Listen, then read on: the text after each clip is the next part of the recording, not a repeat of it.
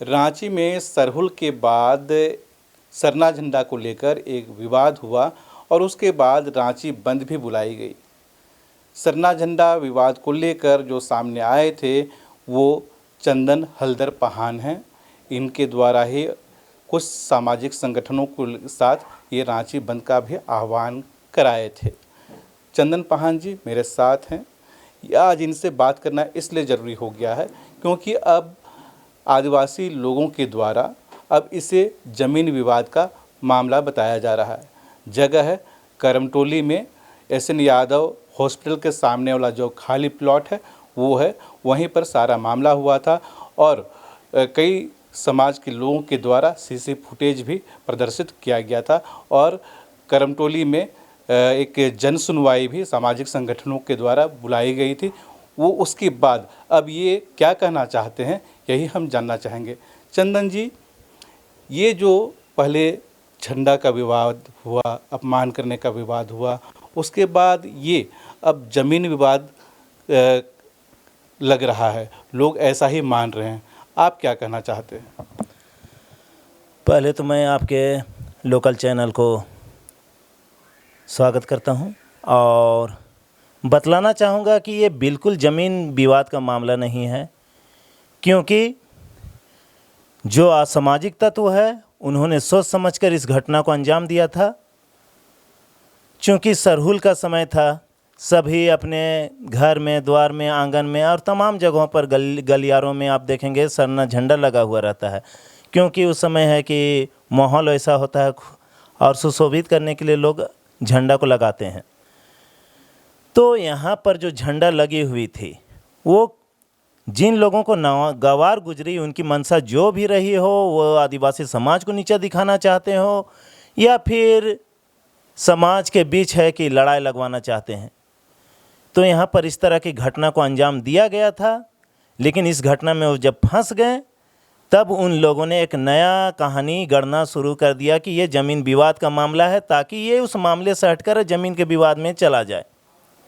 तो पूरी कहानी ये है। कौन लोग ऐसा कर रहा है? अब मैं बतला दूँगा पूरी तरह से, चूँकि उसके बाद कई बैठकें हुई, कई सभाएं हुई और आप देखेंगे कि इस पर है कि पूरा आदिवासी समाज उग्र हुआ, सड़कों पर आंदोलन किया, रांची बंद हुई। तो फिर खुलकर चेहरे सामने आने लगे और खुलकर जो चेहरा सामने आया वो है यहाँ पर का लोकल निवासी और कहा जाए तो भूमाफिया सुजीत उरांव और उसके गिरोह के लोग, जो ये कहने लगे कि हाँ हम लोगों ने ये किया था, क्या कर लोगे। इस तरह का वहाँ पर है कि झगड़ा झंझट हुआ था।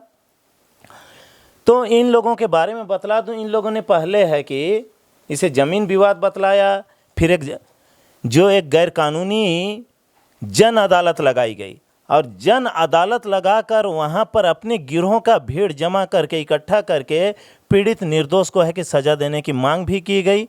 अगर वहाँ पर किसी की हत्या हो सकती थी, जिन लोगों ने ये बैठक कराई थी, पहले तो उन लोगों के ऊपर है कि कार्रवाई होनी चाहिए, क्योंकि जन अदालत एक ऐसी अपराध है जहाँ पर आप देखेंगे कि कभी कभी महिलाओं को है कि डायन कहकर उसकी हत्या कर दी जाती है। कभी कभी आप देखेंगे किसी युवा युवती को है कि नंगा घुमाया जाता है, कहीं पर कुछ किसी जगह पर है कि उनको मैला पिलाया जाता है। तो ये तमाम तरह के जन अदालत में इस तरह की घटनाएं होती है, जो वहाँ भी हो सकता था जिस तरह का वहाँ पर माहौल था।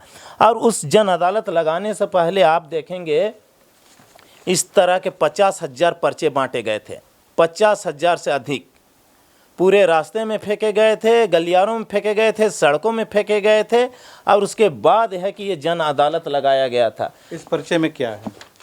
इस पर्चे में तमाम तरह के बात लिखे हैं, जिसमें ये लिखा है कि उस ज़मीन पर है कि एग्रीमेंट हुई है, जिसमें 60 लाख रुपया से लेकर 21 लाख रुपये तक के लेन देन की बात की गई है, जिसमें मेरे साथ साथ तमाम लोगों के नाम भी इसमें दिए गए हैं और जिन लोगों ने भी किए हैं उन लोगों को तो मैं कोर्ट में घसीटूंगा ही।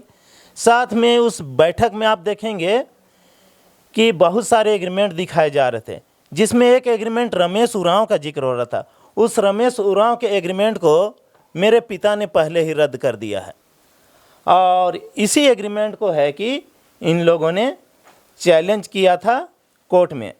तो कोर्ट ने इन लोगों को फर्जीवाड़े के चक्कर में है कि एक केस उल्टा डाल दिया और हम लोगों को बरी कर दिया। तो केस होने के बाद इन लोग उस केस में बेल भी नहीं लिए हैं। ये हाई कोर्ट का ऑर्डर आप देख सकते हैं, ये हाई कोर्ट का ऑर्डर है और ये अभी भगोड़े घोषित है उस केस में।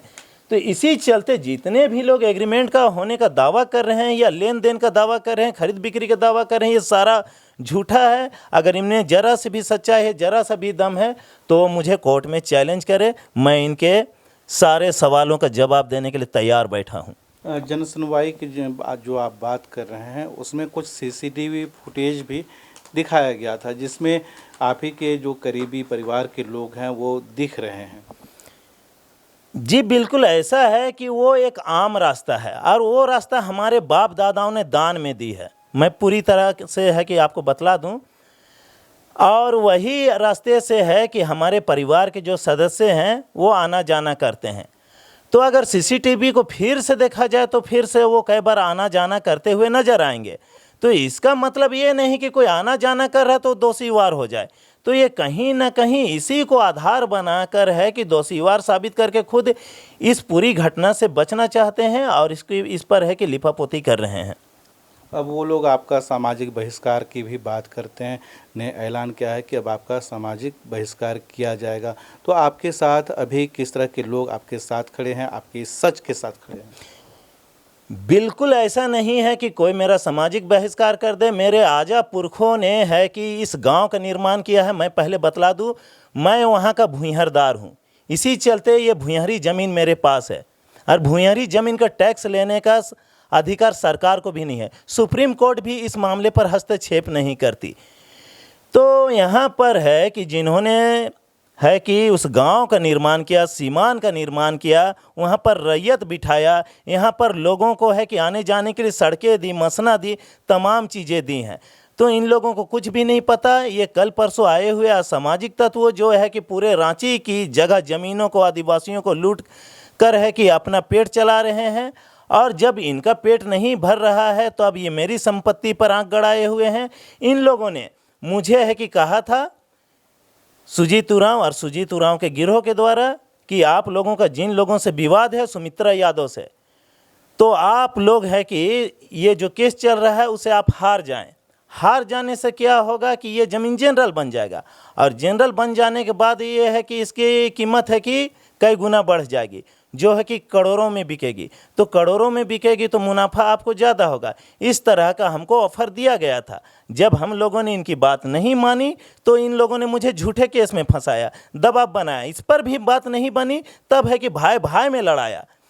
और जब इस पर भी बात नहीं बन रही तो अब समाज को ये लड़ा रहे हैं और मुझ पर लालछन लगा रहे हैं। तो सारी कहानी यहाँ पर इस तरह से गढ़ी गई है। अगर ये भूइंहरी ज़मीन है तो क्या इसकी खरीद बिक्री हो सकती है? बिल्कुल नहीं, बिल्कुल नहीं। अभी इस पर है कि कोई इस तरह का लॉ नहीं बना है, बल्कि भूइंहरदार अगर किसी को रैयत बिठाना चाहता है कुछ समय के लिए, अगर उसको किसी कार्य के लिए देना चाहता है, लेकिन उस पर उसका मालिकाना हक नहीं बनता। मालिकाना हक हमेशा है कि भूइंहरदारों के ऊपर ही रहेगा।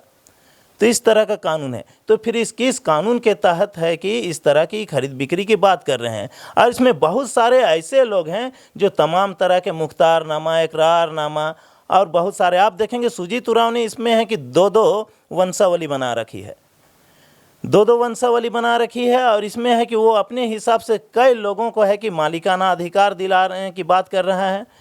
और इस पर है कि 3 केस हो चुके हैं, एक राजेंद्र मुंडा के नाम से, एक खुद मेरे नाम से, एक सुजाता मुंडा के नाम से। सुजाता मुंडा के ऊपर है कि कुछ दिन पहले, उस घटना से कुछ दिन पहले उसके साथ है कि जोर जबरदस्ती और बहुत ज़्यादा मतलब है कि महिला देख के अत्याचार करने का प्रयास किया था, जिस पर है कि हाई कोर्ट ने इन लोगों के ऊपर है कि एक FIR दर्ज कर लिया है। और इसी केस से बचने के लिए है कि सुजाता मुंडा को है कि यहाँ पर फंसाया जा रहा है। तो ये तमाम चीज़ें जो हो रही हैं बस कहीं ना कहीं कि आदिवासी को लूटने का प्रयास किया जा रहा है। जब ये खरीद बिक्री नहीं हो सकता है, मामला भी कोर्ट में है, तो इसके जो एग्रीमेंट के जो पेपर्स इतने सारे वो लोग दिखा रहे हैं वो कहाँ से आ गए हैं? और यहाँ का जो चारदीवारी ये सब जो कंस्ट्रक्शन का दिख रहा है वो कैसे हो रहा है?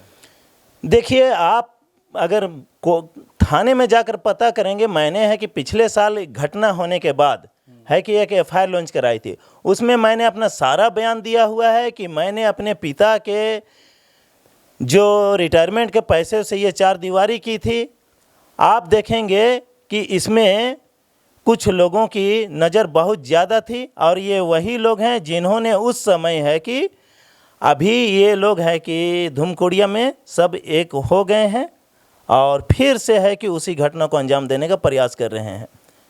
क्या बात है, इस ज़मीन को लेकर इतने सारे विवाद हैं और आदिवासी समाज के बड़े बड़े कद्दावर लोग इसमें शामिल हो गए हैं। जी बिल्कुल, तथाकथित जो समाज सेवी है उनका भी कहीं ना कहीं इन चीज़ों से लेना देना रहा है और वो कहीं ना कहीं इस चीज़ से जुड़े हुए हैं।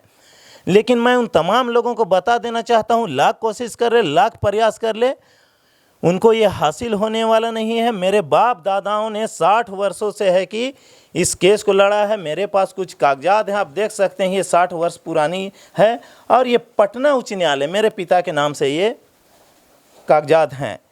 तो ये तमाम चीज़ें बतलाती हैं कि मैं इनका असली मालिक हूँ और कोई आकर यहाँ पर झूठे इकरारनामे या फिर फर्जी वंशावली या फिर फर्जी मालिकों के सहारे इसे लूट ले जाए, ये मैं होने नहीं दूंगा। मुझे कानून पर विश्वास है, कानून मेरे साथ है, समाज मेरे साथ है। और मैं बतलाना चाहूँगा कि ये जो झंडा विवाद है ये मात्र लोअर क्रम टोली की नहीं है।